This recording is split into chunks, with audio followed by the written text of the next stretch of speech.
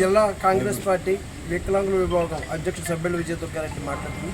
ఈరోజు మన వీరేశలింగం మంత్రులు గారి వర్ధంతి సందర్భంగా టీకే విశ్వేశ్వరరెడ్డి గారి ఆధ్వర్యంలో ఈ యొక్క కార్యక్రమం 107వ జయంతి వర్ధంతి కార్యక్రమం జరుగుతుంది.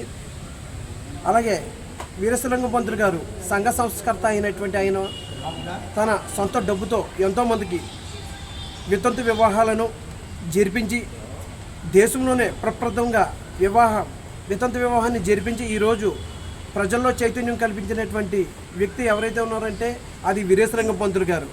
మరి ఆయన ఆశయాలను ప్రతి ఒక్కరూ కూడా పాటించవలసిన అవసరం ఉంది.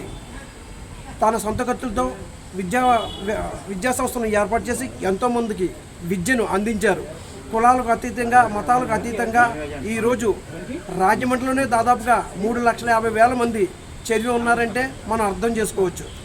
మరి ఆ చదువుతో ఈరోజు ఐఏఎస్లు, ఐపీఎస్లు, రాజకీయ నాయకులు, ఇతర వ్యాపారవేత్తలు ఎంతోమంది ఇక్కడ తయారై ఉన్నారు. మరి ఇదంతా కూడా చలవ మన వీరేశలింగం పంతులు గారు. మరి ఆయన ఆశయాలను ప్రతి ఒక్కరు కూడా పెనవేసుకోవాలి.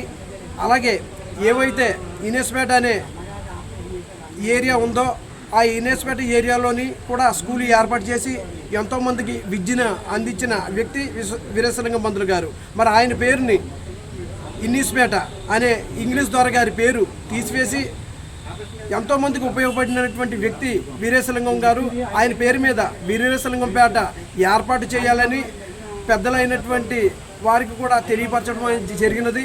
మరి విశ్వేశ్వరరెడ్డి గారు అలాగే బాలేపల్లి మురళి గారు ప్రతి ఒక్కరు కూడా దీన్ని మనం ముందుకు తీసుకువెళ్దామని చెప్పి మాట ఇచ్చున్నారు. మరి ఈ యొక్క కార్యక్రమాన్ని విశ్వేశ్వరరెడ్డి గారి ఆధ్వర్యంలోనే జరిగింది. అలాగే బాలేపల్లి మురళి గారి ఆధ్వర్యంలో జరిగింది. ఈ కార్యక్రమంలో ప్రతి ఒక్కరు కూడా చురుగ్గా పాల్గొనడం, అలాగే రానున్న కాలంలో ఇనేస్పేటను వీరేశలింగంపేటగా మార్చాలనే సంకల్పంతో మేమందరం కూడా ముందుకు వెళ్ళడం అనేది జరుగుతుందండి.